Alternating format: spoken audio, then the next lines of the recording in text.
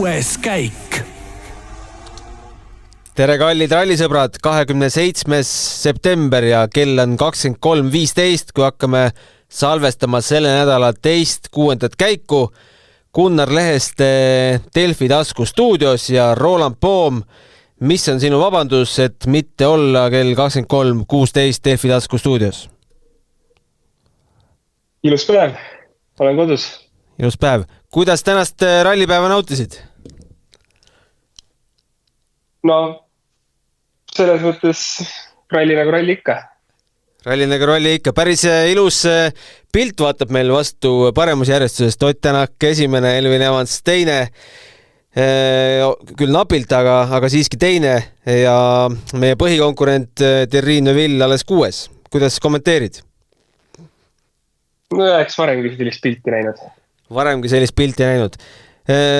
Jõudsid tervet rallipäeva jälgida? Aitab küll. No nii. Ma seda kommeediat nii pikalt ei suuda teha, kui mõned asjad. Aga päris head näitlejad on ju? Nemad suudavad? Absoluutselt. Ei, päris, tegelikult kui nüüd lähme algusse tagasi, siis päris full rallipäev oli, et ütleme hommikul ei osanud oodata, et sellist kino saama hakkab ja tegelikult kõik, mille eest need 2 meest seal seisid on kõik õige, üldse ei kritiseeri, aga ütleme, et paras komöödia see oli, et selline mõnus muie oli näol kogu aeg. No peame ära ka rääkima, miks see kõik nii on, sest võib-olla kõik päris ei ole järje peal, millega me siin oleme rääkinud ka sellest Ogier 30 000 eurosest tingimisi trahvist aastani 2026. No selle eest, et ta siis Kreekas julges kritiseerida Fiat ja kohtunike teemal stardivahed. Tolm, ohtlik sõita. No eks seda kõike on võimendanud ka see, et Otile ju Ott ju pidi vabandama Lätis selle eest, et tema elu ohtu seati ja ta seda julges kritiseerida. Ja eks mehed on kõrvale võtnud ka Max Verstappeniga juhtunu Vormel 1 sarjast ja kõik see kokku on moodustanud ühisrinde Sébastien Ogier ja Ott Tänaku vahel, kes tänasel päeval teevad sellist kino, et Oscari vääriline. Aga sellest, mida nad kõik on öelnud, soovitan Delfi Spordist täna lugeda. Oleme mõned paremad tsitaadid sinna kokku kogunud ja juba on näha, et eks sotsiaalmeedias ka pakub kõneainet.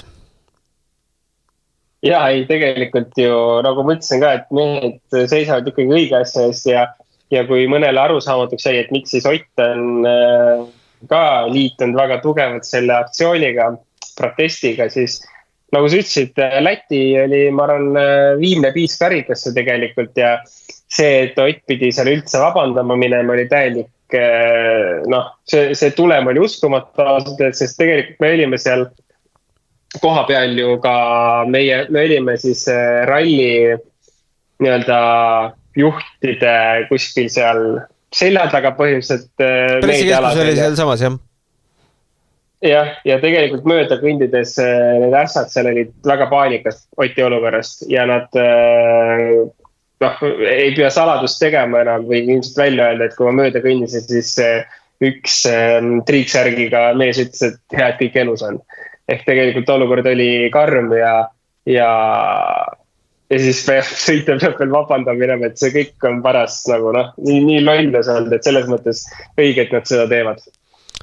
Aga samas on jällegi nagu huvitav kaasus selles mõttes, et kes neid niite tõmbab ja kes neid trahve määrab.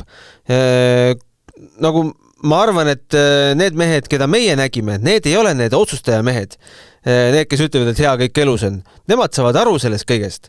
Ma arvan, et need, kes aru ei saa, on kuskil kontori hämaruses või oma kodukontoris mugavalt diivanil seda asja vaatamas ja võib-olla ei tajugi, mille peale üldse mäng käib.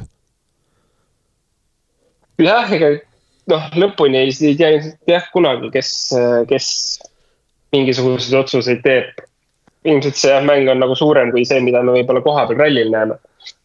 Aga jah, ei.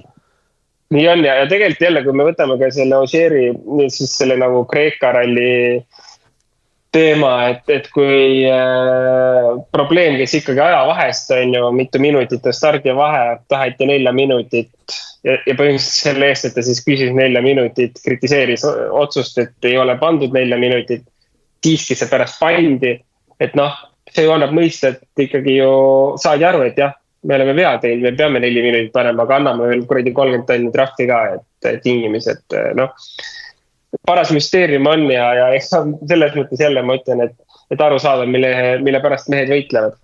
No tsitaat oli see, et ajab närvi, et sellel spordialal kunagi ei õpita. Me teadsime, et siin saab olema tolm ja oligi. Nemad vastasid meile ikka eitavalt, mis nendel inimestel peas on, mitte midagi, täiesti hullumeelne ja kogu lugu. Tahaks selles mõttes jällegi, jah, et kes teevad neid otsuseid, kas nad ise ralliautoga sõitud seal metsa vahel. Kui ei ole, siis võtke see kuradi WRC live lahti ja vaadake neid onboard'e. Väga raju vaatepilte. Ei taha seal ilma tolmutagi sõita selle tempoga. Tolmuga ei taha kohe üldse sõita. Et noh, las see teema olla, loodame, et mingisugune muudatus selles mõttes vähemalt siis tulevikku vaadates tuleb, et mingisugust sellist rumalust enam ei pritsita sõitjate peale, et see, mida Ožeer väitis, ma arvan, et kui üldse kõige viisakam mees selles sarjas on kindlasti seal eesotsas on Sebastian Ožeer ja ütleb ainult siis, kui midagi öelda on. Jaa, 30 tonni on päris karm, ise ei tahaks küll maksta. Aga homme saab see pull läbi väidetavalt, et vaikimis, kuidas see nüüd nimetada, keeld, vanne võetakse maha ja jätkub tavapärane elu. Aga rääkides siis ikkagi rallist, mida Ott Tänak meil juhib, siis no seni ju kõik väga hästi. Ott küll, no see, minu arust Otile on hästi tavapärane, et kui tal hästi läheb, siis ta ikka leiab mingeid asju, mis autol ei suju nii hästi ja hommikul oli ka natukene nurisemist. Ja ei, selles mõttes tegelikult võib-olla isegi see hommik jah, korraks tekitas olukorra, kus tekkis mõte, et nagu kas päriselt mingi jamad, sest no 9,1 sekundit Ožeerile kaotust on ju. Esimene katse, teised sõita ei saanud, tegelikult ikkagi 19 kilomeetri peale 9 sekundit kaotust oli nagu päris raju, et korraks tegelikult olid küll mõtted peas, et siin mingit võidusõitu järelikult ei saa tulla, et jube ebamugav on see autos olemine ikka. Teine katse oli juba päris palju parem, 4,1 kaotust katsevõitele ja kolmas ka seal 23 kilomeetrise katse peal 4 sekundite peale natuke, et tegelikult see esimene katse oligi, mis korraks ehmatas ära, aga pärast seda üli stabiilse tempoga tulek ja noh, ma arvan, et kui päeva lõpetad liidrina, siis ega liiga palju lisada ei ole, et selles mõttes kindlasti pole ideaalne päev, aga ideaali lähedane, et oma töö on tehtud täpselt nii palju kui vaja. Said sa aru sellest kirjeldusest, mis ta rääkis Hyundai autode kohta, et terve hooaeg on auto olnud keerulistes oludes ja abrasiivsel pinnasel kiire, aga oleme miskipärast hädas siledamatel teekatatel, kus haarduvus on halvem?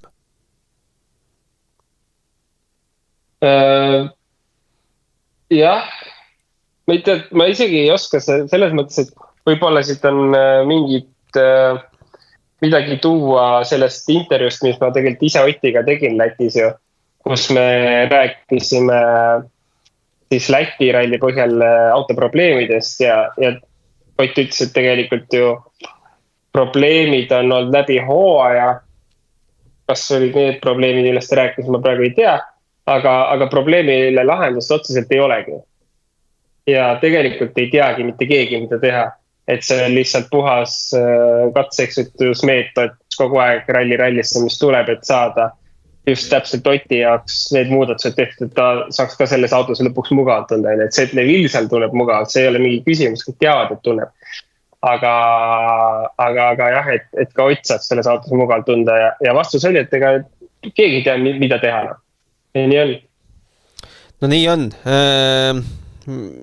Võib-olla kõige rohkem kahju on tänasest päevast ikkagi Martin Sesksist, sest ei liikunud ju pahasti, okei, kaotus tuli, aga me teadsime, et kaotus peabki tulema, sest tal on vaja see ralli läbi sõita, aga kahjuks kõiki katseid kindlasti läbi ei sõitnud, sest mis katsel ta nüüd meil lõhkus kolmandal. Mis ta täpselt nüüd ära lõhkus, said sa aru? Tegelikult 2 rehvi ja väga lihtne, auto ise terve. Midagi autol endal viga ei olnud, aga 2 rehvi purunes, ühe sai ära vahetada katse peal. Ja siis üle 100 kilomeetri vist oli sõita service parki. Mis tähendas seda, et velje peal peab rehv olema, et võiks liikuda. Ühe velje pealt siis see rehv ühel hetkel jooksis minema. Pani siis selle teise kattis alla, millega edasi liikuda, aga see ka kaua ei kestnud see pidu, et ülikahju. Tõesti, see teine katse tegelikult ju ei saa öelda, et midagi halvasti oleks olnud 10. aeg küll, jah, tõesti viimane ralli 1 autodest, aga ka ainuke mees, kes ilma hübriidita sõitis. Ja kui me vaatame, siis sellistele meestele võib-olla Neville'iga ei hakka väga võrdlema, aga Lappiga võib küll võrreldes. Stardipositsioon oli üpriski võrdne Lappi ja Sestri vahel. Siis 1,8 sekundit Lappile kaotus, Munsterile 2,9, Formoole 3,6 ja me räägime 13 kilomeetrist katsest, et tegelikult ma arvan, et ja kusjuures esimest katset ta ei sõitnud, see tähendab, et see oli ralli esimene katse teema jaoks. Nii et jah, tõesti, teine katse, väga okei tempo. Kahvelt lõppes, aga jah, homme nüüd ta peab puhastama. No esimene katse, seda said sõita ainult 3 meest ja siis oli meil väidetavalt probleem pealtvaatajatega. Kahju, et ei näidata seda, et mis see probleem tegelikult oli, et kuskil ju kaamerapildis see kuskil on kindlasti olemas. Et võiks ju ka õpetuseks teistele või hoiatuseks teistele ju näidata, et kui lähedal ei tohi olla. No minu jaoks on alati see küsimus, et nagu, miks me teeme seda kõike nii steriilseks, et kui juba siin kirumiseks läks, kirume edasi. Aga alati, kui on mingid sellised olukorrad, täpselt nagu sa ütlesid, et võib-olla nagu päriselt näitame, kes need kuradi jobud seal tee ääres on, kes võib-olla seal viskavad oma pea sinna keset kuradi katset koos kaameraga hakkavad pildistama, et nagu vaatame ja õpime sellest, et nii ei tohi teha, kui sa nii teed, siis katse jääb ära. Et seda peaks küll tegema, aga ma üldse ei tea, mis see põhjus praegu oli ja nagu siis ka, et sellest meil ei räägitud, aga tegelikult seda ju võiks või isegi peaks kajastama, ma ei tea. Ma vähemalt ise arvan nii, ega võib-olla keegi arvab teistpidi. Jaa, kindlasti peaks kajastama. Kas said siis mehed kõik nominaalaja ja said nad selle 3. mehe järgi või? Oli vist? Jaa, sest Ogier sai ju 9.59 üks aja, Ott Tänak 10.08. Ja siis Neville oli 10.09. Just 10.09.6 ja kõik saidki selle 10.09.6 aja, kõik. Ma arvan, et nad olid rahul. Ma arvan, et Sesk oli rahul, Pajar oli rahul. No pidid olema, ega mis teha, võib-olla kes rahul ei olnud, oleks olnud näiteks Formeau, on ju? Aga teised nagu, ma arvan, et teistel oli nagu suht sall. No aga räägime Sami Pajarist. Tõusis viimase katsega meil 4. Kaotab 9,3 vaid Ott Tänakule ja võime ikkagi öelda, et mitte päris kollanokk Toyota roolis, aga peaaegu. Päris kõva sõna. No alustaks sellest, et kui eile Urmaga tegime saadet, siis sai seal korra mainitud ka, et homne päev kindlasti tuleb, eks tänane päev tuleb päris põnev ja võib täiesti nagu üllatusi täis olla, sest noored poisid stardivad üliheadel stardikohtadelt, on ju. Siis tõesti, Pajari tegi üli hea päeva ja tegelikult isegi oli poodiumi mängus väga selgelt sees siin või isegi oli poodiumi peal pärast mingit kiiruskatset. Ei mäletagi, mis see kiiruskatse olla võis. Ja kas ma üldse valetan praegu või valeta, aga midagi pärast meenub siin asi. Räägi edasi, aga tegelikult peale 3. oli 3. Jah. Ühesõnaga, ega kiirus oli tal olemas, tempo, stabiilsus on olemas, et tundub, et ta ei pidanud kordagi pingutama. Et see tempo, millega tuli, see stardipositsioon mängis talle selle olukorra kätte, et ta sai seda head tempot näidata ja tegelikult, kui me räägime Bajarist, siis samal me võime siin koos Bajariga tegelikult rääkida praegu ka Munsterist, mis on veel võib-olla selline suurem üllatus, on ju. Sest Munster ja Bajari praegu nende vahel 1,4 sekundit. Reedene päev sõidetud Munster 5 ja nagu 5 niimoodi, et üks mees on ära katkenud. Okei, siin on refi vahetus ei olnud, aga 10,7 sekundit Munsteril kaotust Otile, minust see on veel suurem üllatus kui Bajari 4 ja 9,3 kaotust. Jaa, üks mees ära katkenud, üks ära kukkunud, kumba sa nüüd katkestajaks loed, kas no Martinsit ikka. Ja Martinsit, jah. Aga Ogier ju vahetas meil refi, mis katse see oli. Kiire refi vahetus, 1.50 umbes ja tänane kolmas, jah. Tänane koondkaotus siis 1.24,9 Otile ja ma ei tea, võime öelda, et on sellest tiitliestusest tema mängust väljas või veel päris mitte? Ikka vist on? Pigem ikka väljas jah, aga selles mõttes, kuna nad Otiga ikka suured sõbrad on, siis ma arvan, et Ogieri selge ülesanne on see, et Neville'i ees võiks lõpetada see üldse. Muidugi nüüd on keeruline, et nii ees tuleb startida, Neville'il on parem startiga ja selle tempoga, millega ta täna tuli ilmselt, et 10 sekundit per katse põhimõtteliselt võtta tagasi, et selle tempoga tõenäoliselt võib-olla homme jätkata ei saa. Aga sellegi poolest nende Ogieri ja Neville'i vahe äkki jäi, ütlem peast kuskil 54 sekundit. Siis 2 rallipäeva on sõita ja Neville hakkab ühel hetkel kulgema. Kindel see, ma arvan, et see laupäeva teine pool juba on selline kulgemine, ehk homne teine pool.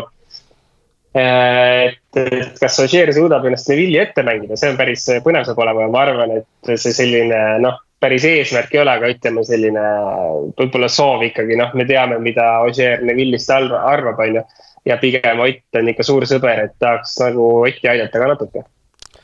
No ütleme, et need intriigid ja see tänane vürt sinna juurde, see on Tšiili ralli teinud ikkagi ära ütlemata ägedaks ja loomulikult on katsed ka ju vinged, mõnusalt kivised, mõnusalt kitsad, mõnusalt ilusate kõrguste vahedega. Üritan seda vaadates meenutada või mõelda, mis rallit ta veel iseloomustab, aga ühtegi ei tule pähe. Ega ausalt öeldes ei tule jah, sest ta on ikkagi jah, nagu sa mainisid ka, et ta on ikkagi jube kiire, jube kivine, kitsas kohati. Et ega ta on ikkagi Tšiili, seal millegiga väga võrrelda. No me saame temposi võrrelda, nagu ka eile rääkisime Urmaga, et võime tempot ja sellist, kui nüüd teepinnast mitte arvestades, siis võib-olla sellist karakterit hinnata lihtsalt nagu Soome ja Eestiga võrdluses kuigi palju on. Aga see on ka kõik ja homme me kindlasti näeme oluliselt kivisemaid katseid, kui täna nägime. Tänased katsed olid pigem ikkagi väga head. Aga jah, selles mõttes intriigi on ju pakkunud kõvasti ja üllatusi, et kui me rääkisime Bajarist ja Munsterist, siis minu jaoks nagu keda me siin ralli võitjast pakkusime, Adrien Formeau ikkagi oma tempoga praegu lajatab niimoodi, et ütleme lihtsalt, ta sai minut aega trahvi ja kui me selle minuti maha võtaks, siis ta oleks siis see mees oleks põhimõtteliselt Ott Tänaku selja taga 0, midagi sekundiga, et see tempo on raju mehel peal. See oli päris huvitav asi, mis juhtus Formeauga. Terve katse tal ju vilkus vee surve, ütle nüüd, water pressure. Mis tulukas on? See on siis, vee surve. Water pressure, jah. Aga nagu ta rääkis, et ta kõigepealt ju parandas kenekat ja keneka parandamise käigus tuli mingi voolik lahti. Ja selles jama kõik tekkiski. No jah, eks vaata, kui sul nii kiire, siis võib hakata asju juhtuma. Et jube tobe lugu loomulikult, et oleks saanud ilma trahvita selle keneka remondi tehtud. nüüd tuli Genekas ära remontida ja tuli veel muid asju seal remontima hakata, on ju. Ja see tuluk jäi ikka seal põlema, õnneks sõita sai, see ei olnud nagu probleem. Aga no mis me ütleme, et tundub olevat hea mehaanik, et sai nende asjadega hakkama ja üritas vähemalt ka Kreekas seal Rottakoopas hakkama saada ja Horvaatias sõitis ratta alt ära, aga selle tegi korda. Et nagu jälle, kui Urmast rääkida, et Urmo eile ütles, et nagu ta on nii näljane, et no see mees on tõesti näljane, et ta teeb kõik korda ja siis paneb veel katsevõitega otsa. Räägi seda, palju sõitjad võtavad veepudeleid autosse. Me nägime, et seal Formeau kaardilugeja midagi ikkagi majandas selle pudeliga kapoti all. Tead, üldiselt on niimoodi, et Camelback on selja taga. Ma ei tea, kui suur see Camelback on, pakun puusalt selline 5-liitrine, et mitte liiga suurt võtta, 3-5 liitrit. Ja veepudelit tegelikult siis ütleks, et vist ikkagi enamustel rallidel juba katselõppudes jagatakse veepudelid, et kaasa ise midagi võtma ei pea.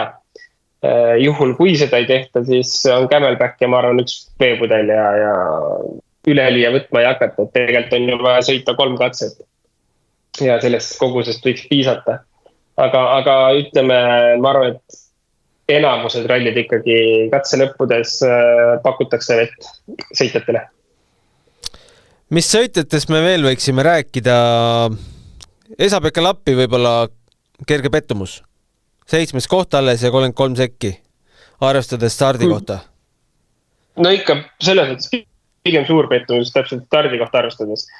Sai ka ju jälle natukene tunda ebaõnne, no ref TT laminated, mis eesti keeles on siis nii-öelda see viskas protti maha, et lihtsalt no. Ja siis lõpuks taga purunes. No 36 sekundit esimese päeva lõpuks kaotus tahaks ütelda, et ei ole midagi hullu, aga kuna teised siin ikkagi panevad nagu sekundid ja meil on nagu sellised mehed nagu Munster ja Pajar ees, siis ikkagi see on päris kole kaotus. Ja kuidagi ta ei olnud nagu näha, et ta oleks üldse rahul. Autoga ei oleks rahul mitte millegagi, et kuidagi ikkagi jääb mulje, et Lappi on nagu oma seda sõitekarjääri kokku pakkimas, et viimased korrad, kui ta on ikkagi rallidel, siis mingisugust, ma ei tea, sõidu naudingut sealt mehe näost küll enam näha ei ole kahjuks. Seda sõitja mingit sisemist põlemist pole ka katse lõppudes enam näha, et oli ikka aegu, et kui tal ikkagi hästi läks, siis silmad särasid ja see kommentaar oli kuidagi energilisem. Tead isegi, vaata, kui rallidele halvasti läks, siis minust Lappi oli ikkagi see mees, kes nagu alati oli rõõmus. Ja kui läks kehvasti, ikka oli. Et praegu nagu seda nii-öelda happy Lappit pole väga ammu olnud. Et sellest, ma räägin sellest kahju ja tõenäoliselt ega see professionaalne sportlaskarjäär ikkagi siin ära lõpeb ka, ma arvan, selle aastaga. Ja Kalle oli ka päris õnnetu viimase katse lõpus, kuigi 3. koht Molli Petit üritas teda siis rõõmustada, et ole ikka rõõmsam, et poodiumi koht ikkagi. Kalle ütles, et viga on temas endas. Ja seal üritas aru saada, et mis siis viga on sulle, et räägi siis, et siis nagu jutt on nagu kaugemale läinud. Aga ma ei tea, võib-olla äkki see on ikkagi selles, et kui kogu aeg autos istu, siis ei ole nii, et sa tuled ja esimesest kilometrist peale sõidad. Me ei saa muidugi rääkida siin, et oleks aeglane, ta kaotab Ott Tänakule 7,1 sekundit ja meil sõideti täna ikkagi päris mitu kilomeetrit rallit. Et see ei ole, et ta kaotab siin pool minutit nagu Lappi. Aga ikkagi see nagu kõige teravam punkt, seda kõige teravamat kiirust sa ei saa hoida, kui sa ei sõida. Tema viimane kilomeeter ralliautos oli Soomes üle katuse käimine. Millal Soome oli, seda keegi ei mäleta.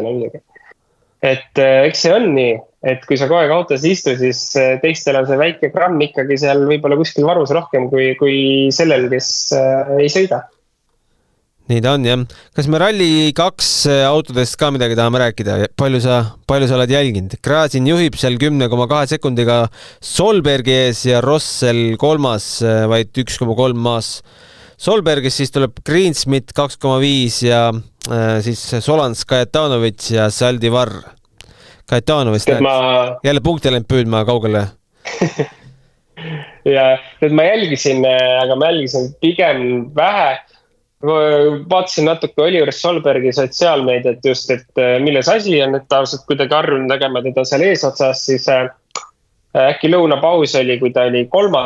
Greensmit oli ka tema ees ja siis katse lõppudes ka ta ikkagi jälle, Solberg on see vana ropendaja, et ütles kogu aeg, et same shit as always ja ühesõnaga mees polnud üldse rahul oma sõiduga.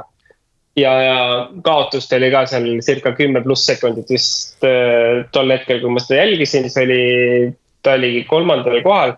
Nüüd on ta selle teise päeva või teise ringi poolega ikkagi paremat teinud, et ta on või Greensmitil midagi juhtus või ühesõnaga Greensmitist ta sai mööda, ta on Krajasini taga 10,2. Et ilmselgelt jääb siin ägedaks võidusõiduks, aga millest tuleb rääkima on ikkagi see, et homsed katsed on oluliselt kivisemad. Et see, kui homme nüüd võidu minna sõitma ja 10 sekundit tagasi minna sõitma, et see tegelikult on nagu ebamugav olukord võib-olla seal kivide vahel sõites, aga tegelikult midagi pole teha ka, et 2 pikka rallipäeva on ees, et sa ei saa nüüd 2 päeva kulgeda, sellepärast et tee on kivine, et sa sõidad ikkagi nendes oludes, mis ette antakse. Ma vaatan WRC 2 punktitabelit. Enne Tšiili rallit Oliver juhib seal 3 punktiga Sami Pajari ees. Kas Sami veel püüab WRC 2 tiitlit üldse? Vaata, WRC 2 on see, et tuleb anda rallid ette, kus sa punktidele sõidad hooaja alguses. Kus seda nimekirja näeb? Ja täpselt ma arvan, et seda nimekirja ei näegi. Nii et ma ei oska öelda, kas Sami sõidab Kesk-Euroopas, kas ta sõidab punktidele või mitte. Jaapani nimekirja ei ole veel, et kuna Sami ikkagi nüüd tegelikult täielik Toyota poiss on, võib-olla on ka ta Jaapanis kohal, aga jällegi, kui see otsus tuli teha hooaja alguses, et mis rallidele see punktidele sõidad, hästi rumal asi WRC 2 puhul. Et tegelikult see vastus puudub, ma ei oska vastata sellele. Väga huvitav, äkki selgitame välja siin nädalavahetuse jooksul. Aga Johan Rossel ei ole ka tiitlieheitusest päris väljas, kuigi me ei tea ka tema puhul, mis rallidele tema üles on andnud, kuigi ma arvan, et ta ikkagi Euroopas ja Jaapanis tuleb starti. Sest tal on siin päris palju vahele jäänud. Poola, Läti jäi tal vahele ja Rootsi, Keenia ka. Et ma isegi ei oska Jaapani kohta öelda, kas tal on point Asseldi mees on ju. Ma ei tea, et Jaapani plaanis kündega Kesk-Euroopas ta vist peaks küll kohal olema et see tundub nagu mõistlik. Aga mees on ülihead tööd tegemas kruusarallidel ja tegelikult ta mainis ka minu meelest mingi hetk, et nüüd on viimane kruusaralli tema jaoks ja ta on ülirahul, kuidas see aasta kruusarallid läinud on. Olgem ausalt, peab tõesti rahul olema, et see tempo, mida ta näitab ja teiseks on see ikkagi, et ta sõidab Citroen C3-ga, mis arenduselt ikkagi on veits maas. Kui tippautodega, Škodaga või Toyotaga võrreldes. Et see ei ole kahtlustki, aga head tööd teeb, midagi pole öelda, ülitubli ja mine tea, võib-olla on ka üks mees ühel hetkel, kelle ralli seda diili pakutakse, millest siin räägitud on viimastel päevadel, et ka Virves peaks saama selle äkki, vähemalt loodetakse nii. No aga Rossel päris noor mees ei ole, ma vaatan vanust 29, et kas on mõtet? Ma isegi ei saa enam aru tegelikult, kui hakata nagu numbreid kokku lööma, et kui võtame keskmiselt 2 noort peaks siis saama aastas selle võimaluse. Lõpuks on see, et me võime seda ühekordset võimalust anda, aga niikuinii on meil ainult, ma ei tea, 9 autot.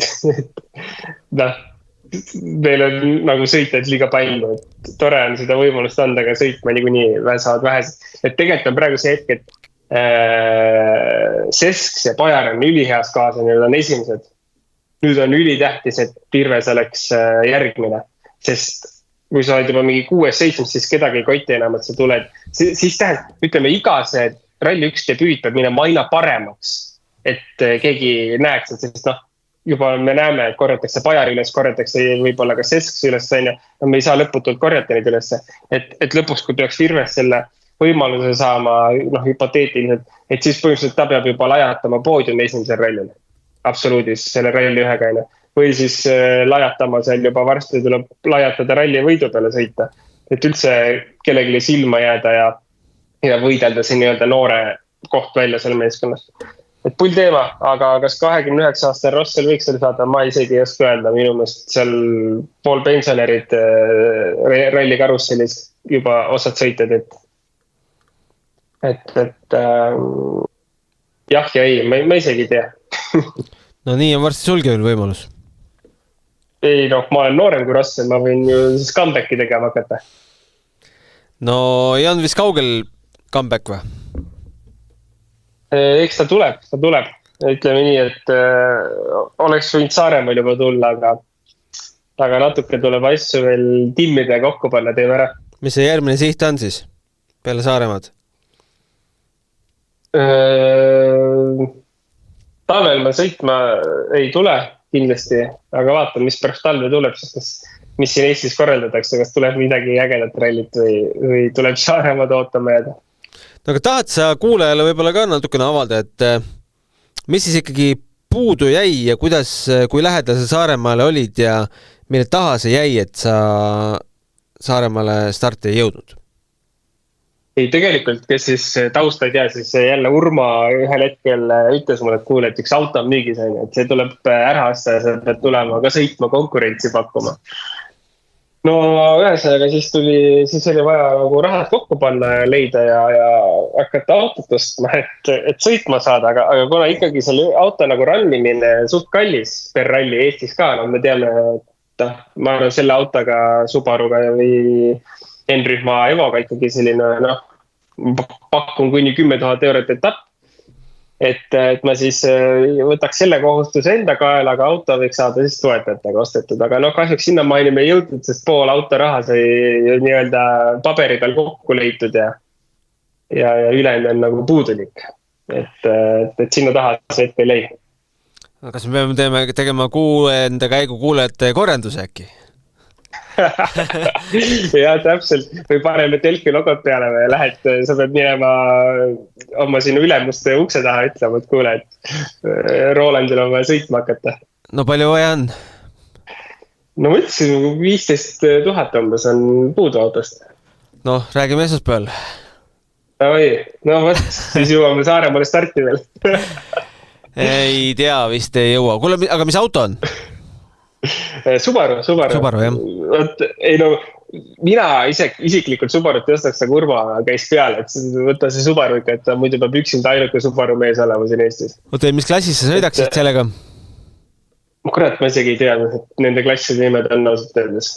Ma pole nüüd 2021 sõitsnud viimati või, aga siis ma sõitsin Euroopakatel ja MM-idel ja 2 aastat varem ka Eestikad, ma polegi ammu sõitnud, nii et ma ei kujuta ette, mis klasside nimed siin üldse on.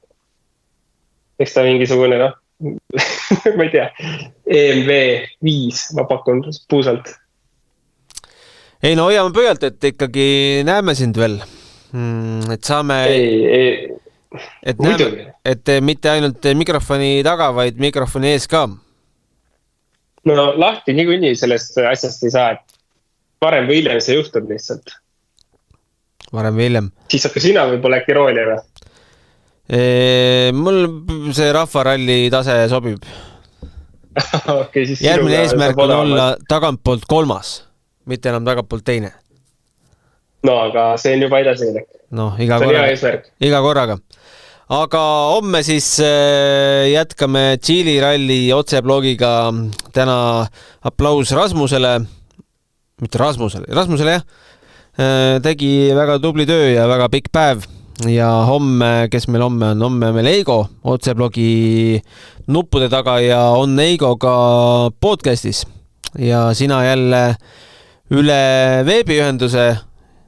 Ma arvan, et mõistlik mõte sellistel kellaaegadel, arvestades, et väsinud peaga sõita ei ole kõige mugavam. Tallinna Rakvere kusjuures homne päev on selline, et homne päev võib olla natuke lahkene isegi selles osas, et tuleb stuudioettu. Tuli kutse soolaleiva peole, mis asub Tallinnas, nii et kellaajaliselt klapiks, et hakata Rakvere poole sellel ajal sõitma, siis võib-olla hüppaks kähku stuudiost läbi ja siis sõidaks Rakvere poole. No see oleks ju vahva, muidugi. Jah, just. Aga mis kell meil homme hakkab üldse katse? See, või noh, kes kuuleb meid juba täna, siis äratuskellad 15.07 peale. Ja 15.07 selline katse nimeline nagu Beluun. Beluun on katse nimi ja 15,6 kilomeetrit pikk. Ja järgi tuleb Lota Eesti nimed ikka.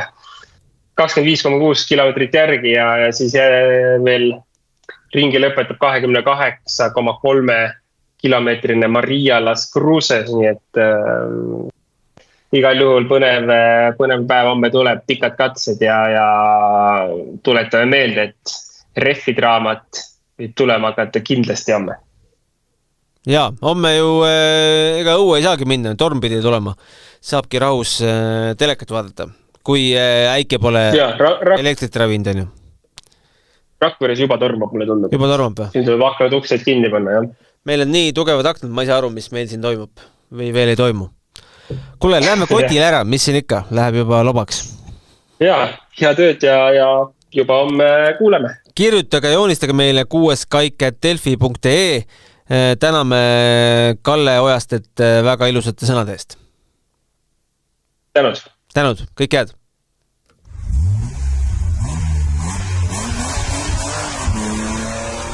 Kuues käik.